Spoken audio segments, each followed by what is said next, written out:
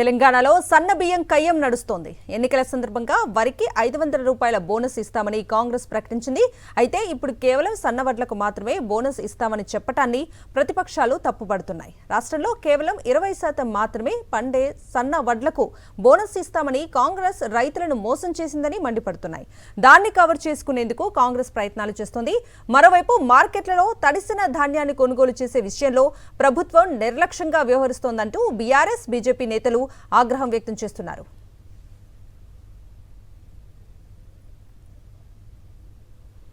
తెలంగాణలో రైతుల కష్టాలపై ఆసక్తికర ట్వీట్ చేశారు బీఆర్ఎస్ వర్కింగ్ ప్రెసిడెంట్ కేటీఆర్. 10 ఏళ్లుగా కనిపించకుండా పోయిన దృశ్యాలు కాంగ్రెస్ సర్కారు హయాంలో మళ్లీ దర్శనమిస్తున్నాయని ఫైర్ అయ్యారు. ఎరువులు, విత్తనాల కోసం సంగారెడ్డి జిల్లా జోగిపేటలో రైతులు పాసు పుస్తకాలు, చెప్పులు క్యూ లైన్లో పెట్టిన ఫోటోలను ఎక్స్లో పోస్ట్ చేశారు. 6 దశాబ్దాల కన్నీటి దృశ్యాలు 6 నెలల కాంగ్రెస్ పాలనలోనే ఆవిష్కృతమంటూ క్యాప్షన్ ఇచ్చారు. వైఫల్యాల కాంగ్రెస్ పాలనలో ఇలాంటి విషాదకర దృశ్యాలు ఇంకెన్ని చూడాలో అంటూ ట్వీట్లో రాసుకొచ్చారు కేటీఆర్.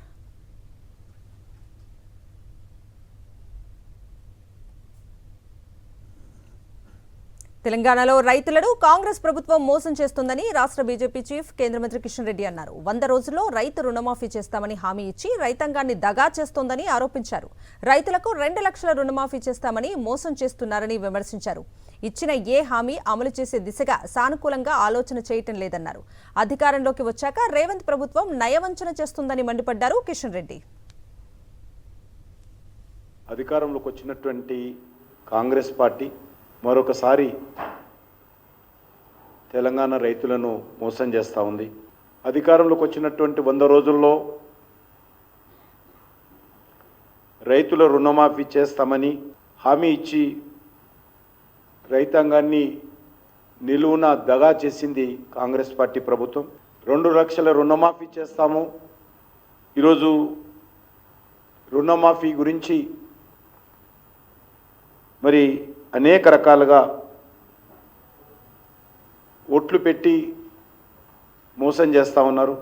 మరి ఏ ఒక్కటి కూడా ఈరోజు అమలు చేసేటువంటి పరిస్థితుల్లో కాంగ్రెస్ పార్టీ ప్రభుత్వము సానుకూలంగా ఆలోచన చేస్తలేదు. కేవలం సన్న బియ్యానికే 500 బోనస్ ఇస్తామని తాము చెప్పలేదని తమ వ్యాఖ్యలను కొందరు వక్రీకరించారని అన్నారు డిప్యూటీ సీఎం భట్టి విక్రమార్క.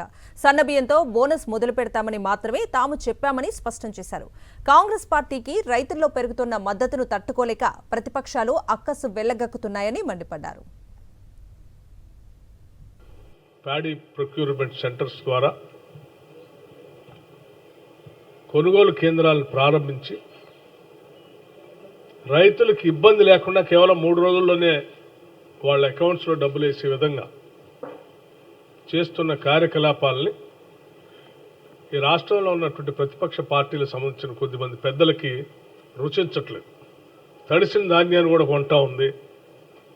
మాకంటే ముందుగానే సెంటర్లు స్టార్ట్ చేసి రైతులు ఆదుకుంటుంది అనేటువంటి అక్కస్తో ఈరోజు రాష్ట్ర ప్రభుత్వం పైన తప్పుడు అవాకులు చవాకులు మాట్లాడుతూ ఉన్నారు. తడిసినా కొంటుంది, మొలకలెత్తినా కూడా అదే ఎంఎస్పీ రేట్తో కొంటుంది. మీరు నెలల తరబడి కొన్నటువంటి ధాన్యానికి డబ్బులు ఇచ్చేవాళ్ళు కాదు.